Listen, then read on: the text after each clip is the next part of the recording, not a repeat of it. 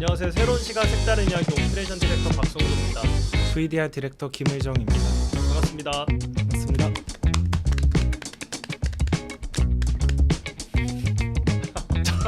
나 진짜 어떡하냐.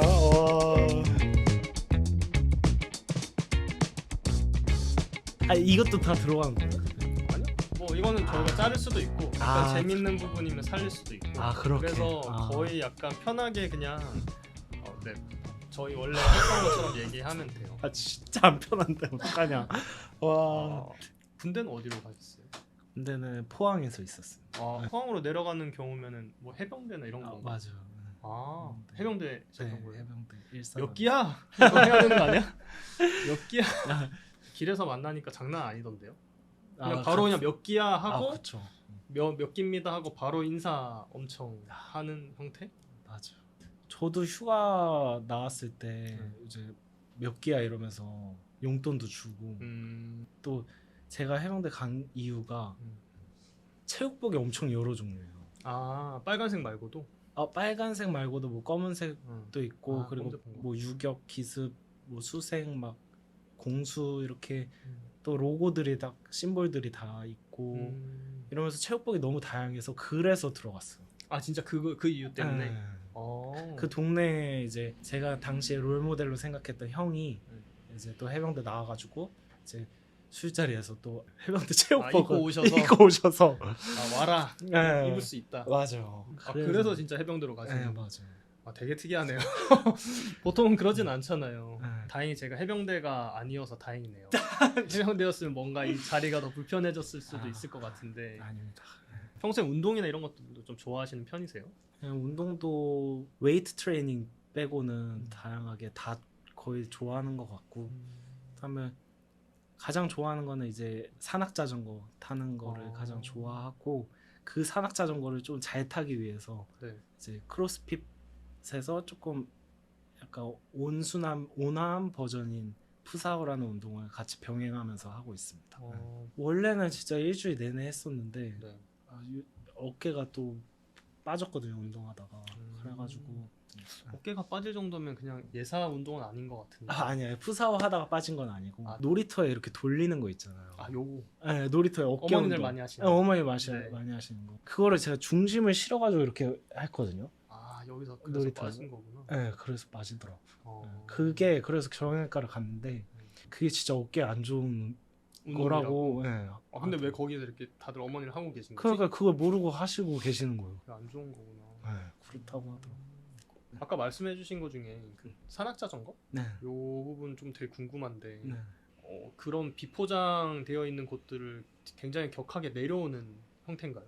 네, 맞습니다. 다운힐이라고 부르고 뱅크라고 해가지고 이렇게 S자 형태로 막 이렇게 꾸불꾸불한 게도 있고 그다음에 또 아까 말씀드렸다시피 산에서 자전거 하나만 딱 갈 수 있는 길을 싱글 길이라고 하는데 그런 꼬불꼬불 길을 지나면 싱글 길이 이어지고 또 싱글 길에서 또 이런 점프들을 할 수 있는 점프대가 있고 또 떨어질 수 있는 단차대가 있고 막 이렇습니다. 그러면 약간 그 코스를 즐기면서 그 안에서 재미를 찾는 형태네요. 네, 맞습니다. 그 산악 자전거라는 게 되게 정직하거든요. 뭔가 기술을 이제 한 단계 한 단계 밟아가야만 코스를 이렇게 다 즐길 수 있고 그 코스를 즐기려면은 무조건 정도를 밟아야 돼요. 조금 낮은 턱에서 내려와 봐야지 조금 높은 단차에서 떨어질 줄 알고 좀 낮은 점프대에서 점프해 봐야지 높은 점프대에서 점프할 수 있고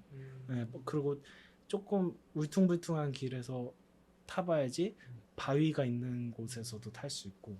그게 약간 그때 상황 따라서 그거를 판단을 하면서 내려가면서 해야 되는 거잖아요. 맞아요. 엄청난 집중력이 필요할 것 같은데. 맞아요.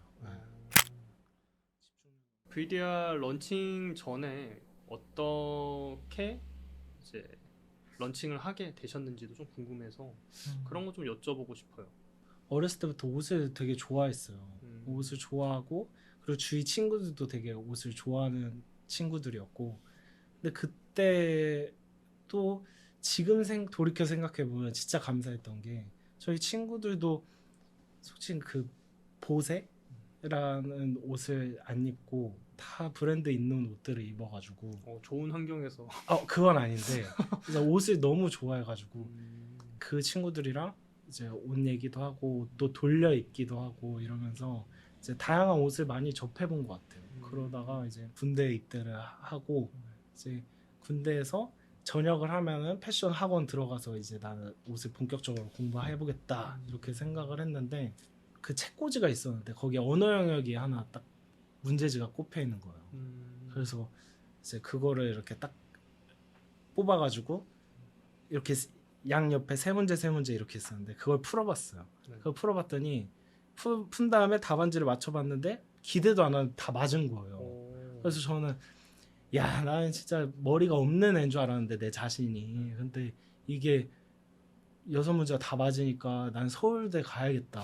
서울대나 홍대를 가야겠다 이렇게 생각하고 또 후임이 또 미대를 다니는 친구가 있어가지고 나 이제 패디과 미대 입시해가지고 패디과 가고 싶은데 어떻게 좀 가르쳐줄 수 있냐 했더니 구를 한번 그려보래요. 그 친구가 구를 이렇게 그렸어요. 그랬더니 소질 있으십니다 이런 거 후임이니까. 후임이? 네, 후임이 단순하게 그 말 한마디 잡고 이제 전역해가지고 미대 입시하게 됐고 수능 공부해가지고 네, 대학교 입학하게 됐죠. 제가 군대에서 세웠던 계획이 이제 2학년 때 대한민국 패션 대전에 나가서 1등 하면 5천만 원의 상금을 주고 그 다음에 해외에 이렇게 유학 보내주는 걸로 알고 있었거든요.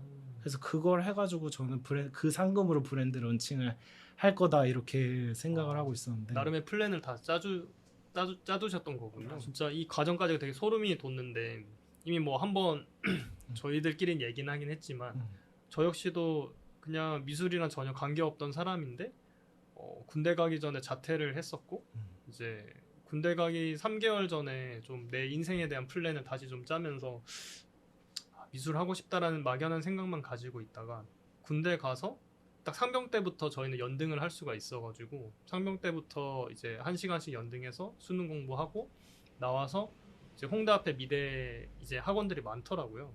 저도 이제 거기 가서 미술 입시 배워서 미대로 간 케이스거든요. 그렇게 해서 똑같이 이 과정들을 밟아 오신 거잖아요. 네, 맞아. 그게 되게 소름 돋네요. 어떻게 보면. 진짜 소름이 처음에 만났을 때 한번 쫙 돋고 그러니까요. 네, 지금 얘기하면서 또 약간 좀 돋긴 이거 하는데. 처음에 좀 딱 얘기했었으면 이거 완전 소름이었을 텐데 너무 약간 평행이론처럼 좀 비슷해가지고 너무 놀랬던 부분이 그러면은 그때 준비하셨던 그 이제 패션 대전이나 뭐 이런 것들처럼 이런 공모전 형태에서 당선이 되신 다음에 그 상금으로 브랜드를 론칭을 하신 거예요? 네, 상금이 2천만 원이었는데 와 되게 스케일이 컸나 봐요. 금액이 그 정도를 하는 거면 약간 전국구로 하는 맞아요. 그런 전국에서 10개 팀을 선정을 해가지고 하는 거였는데 순위가 없었고 10개 팀에서는 순위가 없었고 한 1차, 2차, 3차 막 이렇게까지 심사가 있었고 네 그랬습니다. 거기에서 이제 600만 원 정도를 이제 홈페이지를 구축하는데 사용을 했는데 이제 그 600만 원 투자했는데 알고 보니까 한 30만 원도 안 하는 사기를 당하신 거예요? 아니 전 사기를 당해도 사기라고 생각 안 하고 이건 인생의 뭔가 교훈 이라고 생각. 인생에 쓴 교훈을 약간 맞습니다. 이제 시작할 때 좀 그때 당시에는 막 사이트 만들거나 이런 것들이 부르는 게 값이어가지고 그런가요? 네, 그래서 온큐레이션이라는 매거진을 만들기 전에 저는 2013년도쯤에서 이 온큐레이션의 모태가 되는 매거진을 만들어 보려고 했는데 제 사이트를 만들려고 좀 알아봤더니 그때도 500만 원 뭐 이렇게 다들 얘기하셨었어요. 그래서 저는 이게 약간 업계 평균이구나. 그래서 근데 난 이 영역에 대해서 전혀 모르니까 이게 업계 평균이구나 해서 사기가 아니네요. 그거는 약간 뭐 이제 뒤돌아보면 그럴 수는 있지만 그때 당시엔 다들 약간 그런 느낌이었어가지고 사기 맞네. 인생에 쓴 교훈을 좀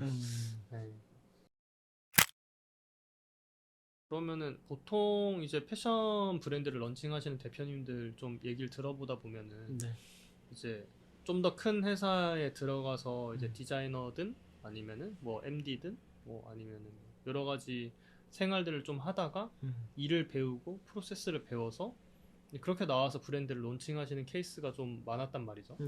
근데 어떻게 보면 정말 약간 맨땅에 헤딩을 하신 형태인데 힘들지 않으셨나요? 너무 힘들었죠. 너무 힘들고 진짜 가난했고 그래서 이제 진짜 드라마에서 보면은 라면 사 먹을 돈도 없잖아요. 네. 그렇듯이 저희도 그래서 라면 회사 다니는 친구한테 전화해서 이제 야 민구야 나 라면 한 박스만 좀 보내줘라 이러면은 걔가 라면 한 박스 보내주면은 이거 다 잘 먹고 이제 나중에는 이제 라면 2등분 해가지고 점심 저녁 이렇게 나눠서 먹고 그렇게까지. 왜냐면 판매하는 것보다 월세가 더 나가고 당연한 거잖아. 어쨌든 초창기 브랜드에서 당연한 수순이고 이제 새벽에는 형광조끼 입고 마트 상하차 하고 아 진짜요? 상하차도 하셨어요? 네, 마트 상하차도 하고 근데 그걸 하면서도 점장님 정육 코너는 왜 뒤쪽에 있는 거예요? 점장님 가해 코너는 왜 앞쪽에 있는 거예요? 막 이러면서 계속 물어봤던 것 같아요. 점장님한테 계속 물어보고 그러면서 아 내가 나중에 매장을 하게 되면은 뭔가 이런 디스플레이는 어떻게 하고 뭐가 중요한 거는 이제 어떤 곳에 배치를 해야 되고 이런 거를 조금씩 네 배웠던 것 같습니다. 아 이거 공개하지 말랬는데 소연 디자이너랑 같이 했는데 이제 저는 새벽에 마트 상하차를 했고 소연이는 또 안 겹치게 오후에 막 도미노 피자 알바를 하고 이렇게 진짜, 했거든요 저희는. 하시면서 브랜드를 운영을 하셨던 거네요. 초창기에 이제 디자이너님은 뭐 패턴부터 시작해서 다 하셨다는 맞아요. 얘기를 들었는데 네. 소연 디자이너는 테크니컬 저희 과에서 수석이었었고 네. 초창기에 거의 모든 옷을 소연 디자이너가 다 패턴을 떠가지고 만들었었습니다. 거의 약간 전신이시네요 거의. 그럼 거의 처음에 두 분이서 약간 맞아요. 정말 힘들게 상하차 하시고 도미노 피자 알바 하시고 그 번 돈으로 유지 하시면서 이렇게 힘들게 시작을 하신 거네요. 네. 그 꿈 하나를 가지고 좀 모든 것들이 조금 브랜드를 런칭해서 이제 이거를 잘 읽어 나가겠다라는 걸로 좀 포커스가 엄청 맞춰져 있으셨던 것 같네요. 네 맞아요. 왜냐하면 꿈이었고 뭔가 저도 이제 아들한테 물려주고 싶고 막 이런 그래서 저희가 조금 약간 여유로운 것 같아요. 뭔가 내가 뭔가 크게 못 만들어도 아들이 해주겠지. 약간 이런 마음이어서 아들이 싫어할 수도 있잖아요. 좋아할 거라고 제가 확신을 잘하거든요. 좋아할 거라고 확신합니다. 그렇구나.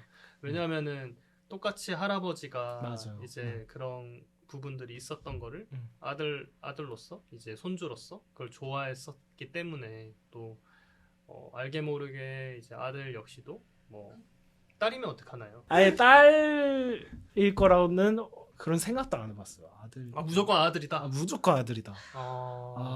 이게 약간 나중에 저는 약간 되게 웃긴 장면이 지금 좀 생각이 나는데 나중에 대표님이랑 이렇게 따로 사석에서 만났는데 딸들이 그냥 막 아빠 하는 딸들이 막 있고 아들이 계속 없어 한 몇 년 동안. 그러면은 이제 내 대를 누구한테 이어줘야 되나 약간 이런 고민을 하는 그 모습이 약간 떠오르는 느낌이. 이건 이제 막말이 될 수도 있으니까. 근데 이 확신이 대단하시네요, 근데. 단순해요. 그냥 사람이 단순해가지고 한 번도 저희는 막 그 마트 상하차하고 도미노 피자 하면서도 우리가 안 되면 어떡하지 이런 생각 한 번도 한 적이 없거든요.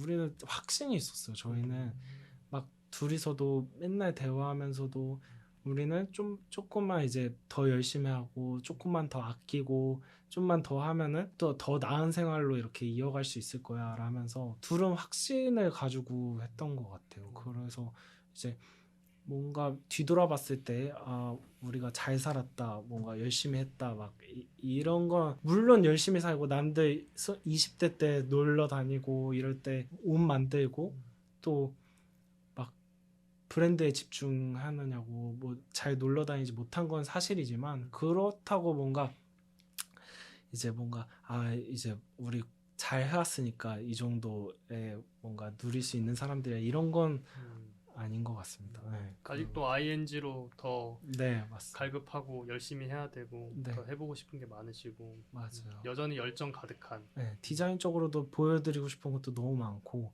그리고 저희가 생각하는 그런 다음 스텝들도 너무 무궁무진하게 많고 일단 VDR 처음 봤을 때도 조금 예사롭지 않다라는 느낌이 들었었는데 평소에도 조금 이제 브랜드 무드 자체가 뭐 워크웨어를 기반으로 해서 좀 풀어내시는 것 같긴 한데 원래 이런 형태의 옷들을 좀 좋아하셨나요? 네, 원래 이런 형태의 옷들을 되게 좋아했고 하나의 스타일에 정착한다는 거는 다 이미 다 많이 경험을 해봐야지만 한 가지 스타일에 정착을 할 수 있다고 생각을 하거든요. 그래서 어렸을 때부터 뭐 다양하게 입어보고 그렇게 많은 스타일을 경험하고 나서 제 뿌리가 어딜지 이렇게 생각을 해봤는데 이제 제 뿌리가 이제 친할아버지는 무공장을 많은 전투를 통해서 엄청 많이 받으셔가지고 어렸을 때 항상 그 전투 얘기를 해주시고 어렸을 때부터 약간 이런 뭐 밀리터리나 뭐 이런 군인에 대한 이런 느낌들을 좀 간직하고 계셨겠네요. 네, 그게 아마 지금 저희 VDR의 밀리터리 코어 아이덴티티가 되는 것 같고 그리고 또 외할아버지는 되게 멋쟁이셨거든요. 이렇게 알로하 셔츠랑 레이벤 선글라스 끼고 바이크 취미고 사냥도 직접 나가시고 이러시는 분이었는데 그런 거를 보면서 이제 어렸을 때 경험을 하면서 이제 돌이켜서 제 뿌리를 찾아보니까 그렇더라고요. 할아버지들에 대한 그런 영감이 지금 VDR에도 녹아있고 외할아버지는 뭐 헌팅 아웃도어나 워크웨어에 되게 많은 영향을 준 것 같고 친할아버지는 또 밀리터리 베이스의 그런 코어 아이덴티티가 돼주는 것 같고 네, 그런 것 같습니다. 그 색깔이 너무 잘 녹아들어 있는 게 뭐 말씀해주신 것처럼 헌팅에 대한 컨셉들도 VDR에서 소개한 적이 있었었고 당연히 뭐 무공장 받으신 이제 친할아버지 같은 경우도 밀리터리 베이스로 소대장이셨으니까 그런 부분들이 좀 이 모습을 보셨으면 정말 그렇죠. 되게 가슴이 벅차오르지 않으셨을까라는 생각이 드는데 한 가지 에피소드를 말씀드리면은 저희가 작년에 쇼룸을 이제 대로변에 오픈을 했거든요. 그쵸. 네. 이 공간이죠. 근데 이제 15년도에 저희가 런칭을 했는데 15년도랑 16년도 옷을 입고 고객분들이 오셔가지고 그러면서 대로변에 오픈하셨다는 소식을 듣고 자기가 다 본인이 기분이 좋아서 오셨다고 그러시더라고요. 그런데 그걸 들으면서 제가 드는 생각이 이렇게 빠르게 변해가고 막 자기 취향도 되게 바뀌어 가잖아요.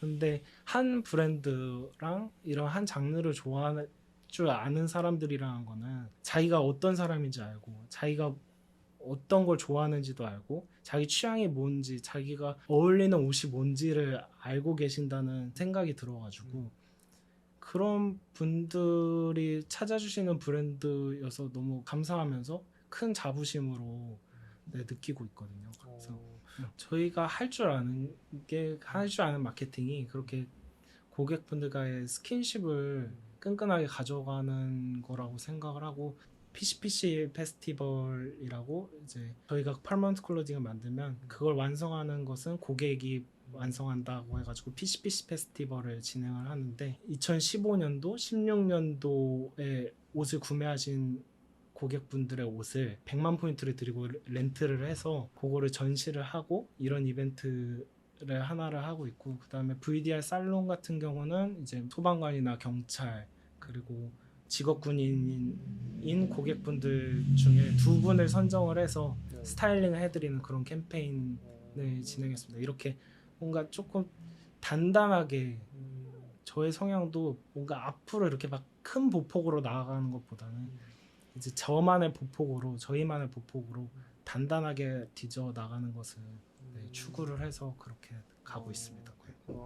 좀 전에 말씀해주신 그 PCPC 페스티벌이라고 해야 되나요? 그러면 그때 당시에 그 옷을 가지고 계셨던 분한테 100만 원 포인트를 드리고 다시 이제 렌트를 해서 그거를 이제 전시를 한다라는 말씀이신 거죠? 네, 지금 이런 그 카운터에 보시면은 이런 장에 이렇게 전시가 되어 있고 추후에는 이제 이런 전시 공간을 공간에다가 이렇게 전시를 하는 것도 생각을 하고 있고 너무 좋은 것 같은데요. 그 옷에 흔적이 남아서 결국에는 고객이 퍼먼트 클로딩을 완성한다고 생각을 하는데 실제로 저 옷을 보면은 팔꿈치도 이렇게 약간 해져 있고 소매도 이렇게 트어져 있고 뭐 이런 흔적들을 보면서 저희도 너무 재밌는 거죠. 똑같은 제품이어도 라이프 스타일 어떤지에 따라서 맞아. 그러니까 경련 변화나 이런 이제 빈티지하게 바뀌어지는 모습 자체가 다르다 보니까 그걸 보는 재미가 있겠네요. 네, 그럼 그걸 보는 재미도 있고 뭔가 라이프 스타일에 제약이 되는 내가 이걸 했을 때 옷에 때가 탈 것 같은데 이거 그렇죠. 안 해야겠다. 막 이렇게 되는 거는 저는 별로 실용적이지 않다고 생각해가지고 옷이 사람을 이제 입는 게 아니라 사람이 사실 옷을 입는 건데 네 맞습니다. 좀 비싸고 좋은 옷들이 많다 보니까 사실 후덜덜하게 되면서 입기도 하잖아요. 뭐 그런 부분들을 좀 가치 있게 생각하신다는 것 자체가 좀 되게 매력적인 부분이긴 한 것 같아요. 감사합니다. 그럼 전시는 언제쯤 이렇게 하실 수 있으실까요? 너무 궁금한데요. 이제 이렇게 다 걸어서도 이렇게 전시를 하고 하실 생각이신 거죠? 네 맞아요. 걸어서 액자에 넣어가지고 이렇게 어. 쫙 전시를 할 예정인데 저게 10년간 렌트 하기로 했으니까 네. 저 고객분이랑 10년간 렌트를 하기로 했으니까 한 9년 차에 가능하지 않을까. 네, 그러면 저건 1년에 한 번씩 하는 건가요? 사실 이제 옷을 구매하시는 분들은 브랜드 디렉터님의 성향이나 라이프 스타일을 알지 못한 채 옷만 바라보다 보니까 옷으로만 사실 평가가 될 수밖에 없잖아요. 근데 이런 문화나 뭐 좋아하셨던 이런 바운더리나 내가 어디서 영향을 받았는지에 대한 것들이 좀 알려지게 되면은 훨씬 더 매력적일 수 있다라는 생각이 들어서 이 옷이 되게 여러 가지 스토리를 담고 있고 이게 되게 헤리티지가 있는 데다가 그때 당시에 왜 이런 옷을 입게 됐는지부터 시작해서 너무 많은 얘기들이 있는데 사실 스토리를 알고 좀 옷을 보거나 접근하게 되면 굉장히 재미있는 부분들이 많은데 저는 이제 일단 브랜드가 좀 매력적이면은 구매하고 싶은 욕구가 막 생기더라고요. 그래서 얘네가 가지고 있는 브랜드 스토리가 너무 매력적인데 이게 뭐 하는 애들이지? 얘네가 갑자기 이런 컨셉을 왜 들고 나왔지? 이런 것들이 좀 궁금하다 보니까 VDR 같은 경우도 이제 이런 마케팅이나 일련의 활동들을 거의 안 하시다 보니까 너무 궁금했어요. 어떤 성향의 대표님이실지. 근처에 사무실 따로 있으신가요? 아니면 여기 근처에 다 계시는 거예요? 여기는 디자인 팀이 있고 디자인 팀이 직접 고객 응대를 하고 저는 또 여기 뒤쪽이 또 창고이고 이제 또 있거든요. 그래서 거기에서 거의 대부분의 시간을 보내고 그리고 또 외부에서 이제 뭔가 핸들링이나 이런 중요한 핸들링은 제가 하는 편이에요. 그래서 외부에 나와 있는 시간이 조금 많고 그런 것 같습니다.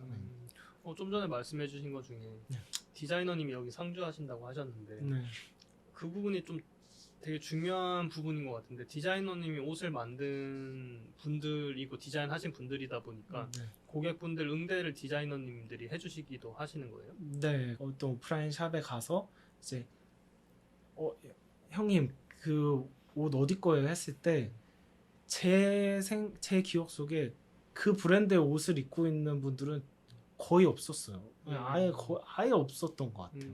그러면서 이제 우리의 옷을 입고 있는 사람이 이런 고객과의 접점에서 있는 게 맞다고 생각을 하고 그리고 또 막 많은 말로 이렇게 큐레이팅을 하기보다는 그 디자이너가 이제 한마디 한마디가 자기가 만들었으니까 애정도도 다르고 응대하는 것도 또 다르고 이러다 보니까 뭔가 디자이너들이 상주하면서 고객과의 접점을 만드는 게 되게 중요한 부분이라고 저 개인적으로 생각이 들어서 너무 좋은 포인트인 것 같아요. 그게 브랜딩적인 측면도 마찬가지지만 일본에서 느꼈던 부분 중에 하나가 걔는 하스피탈리티가 굉장히 좋잖아요. 그래서 적객 방식 역시도 되게 책임감을 가지고 일을 하고 그런 부분에서 이제 한 분 한 분한테 뭔가 이제 디테일한 걸 말하지 않더라도 좀 누구는 궁금할 수 있는 부분들을 이제 직접 만들거나 디자인한 사람 입장에서 얘기할 수 있다라는 부분은 굉장히 중요한 포인트인 것 같아요. 그런 부분이 좀 이제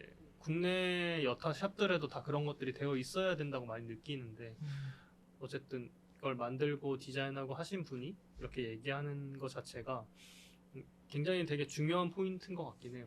그 규모 얘기를 많이 하잖아요. 음. 규모가 막 저희가 디자이너가 적게 간다 하면은 규모가 이러니까 가능한 거다 이렇게 말할 수도 있고 왜냐하면은 더 그 디자이너가 디자인에만 몰두해야지 효율이 더 나니까. 그렇죠.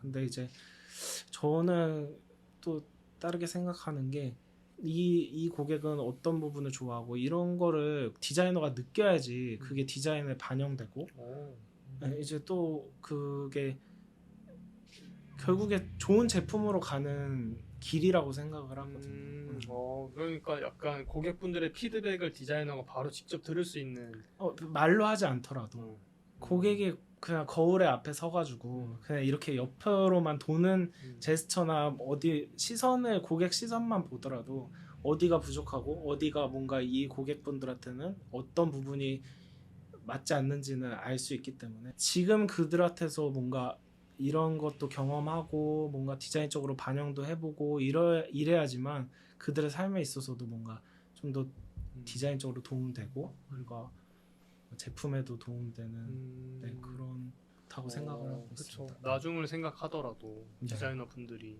결국에는 이제 디자이너 분들도 어떤 디렉터가 되기 위한 그런 가능성을 가지신 분들이다 보니까 네.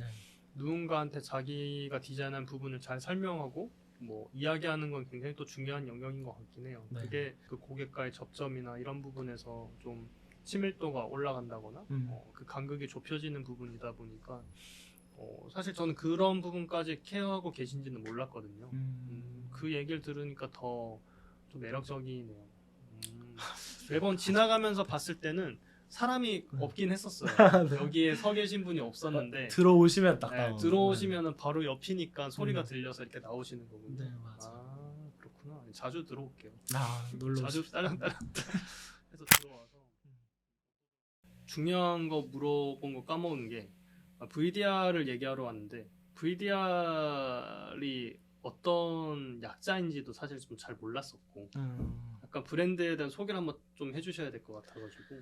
VDR은 제가 이제 군대에서 읽었던 책에 VDR이라는 그런 알파벳이 있는 거예요. 그래서 이제 이거 너무 신선하다 해가지고 군대 첫 휴가 나가서 그 VDR을 상표 등록을 했어요. 와, 그것도 대단하시네요. 아니요.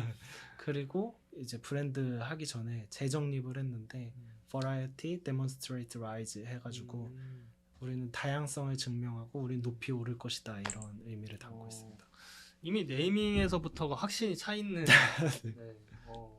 컨셉을 저희가 몇 시즌 이렇게 확고하게 정하고 그 컨셉에 맞게끔 제품이 탄생하고 그리고 그 제품에 대한 아이덴티티들을 다 부여를 하거든요. 네, 컨셉으로 이렇게 나는 할 거고 제품들도 이렇게 그 컨셉별로 디자인을 할 거다 이렇게. 브랜드다움이라는 게 결국 다른 브랜드와 우리 브랜드를 차별화하는 어떤 포인트라고 생각을 하거든요. 그래서 그런 부분들이 조금 어떻게 보면 스토리는 똑같을 수 절대 없잖아요. 저는 이 스토리라는 부분들은 누구나 이렇게 흉내낼 수 없는 영역이라는 생각이 들어서 그게 이제 VDR만의 브랜드다움이라고 느껴지고 그게 소비자들한테 와닿았을 때 이제 어떤 이런 워크웨어 스타일이라고 하기보다는 약간 스토리가 있네? 라고 느껴져서 사실 비슷하게 워크웨어라고 표방하는 브랜드들이 꽤 있거든요. 이제 빈티지 레터링을 통해서 뭐 이제 복각을 통해서 하는 부분들이 있지만 그들이랑은 좀 다르게 제가 느꼈던 부분은 약간 스토리가 더 있는 것 같다?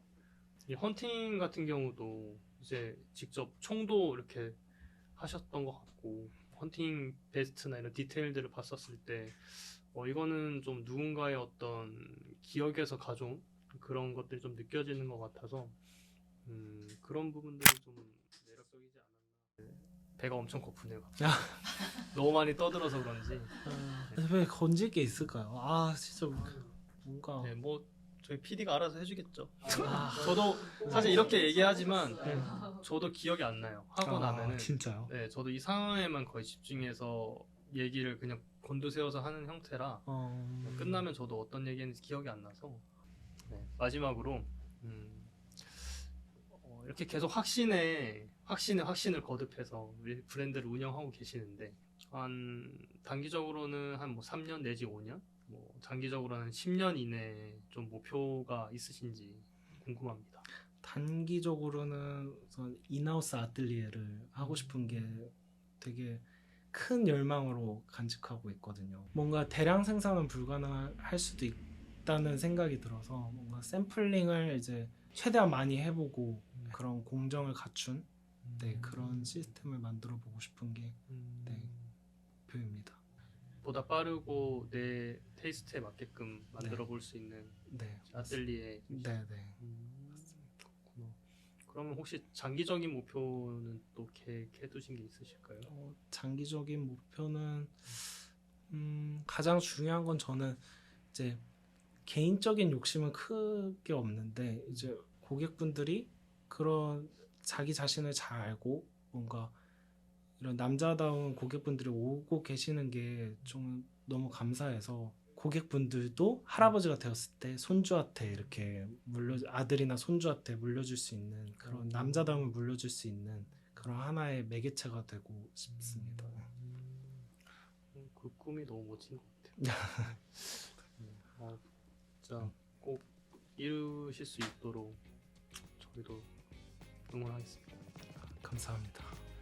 한 2-3시간 정도 이제 VDR 대표님 모시고 이런저런 얘기 나눠봤는데요. 저희는 다음에 또 재미있는 이야기로 찾아오도록 하겠습니다. 감사합니다. 감사합니다.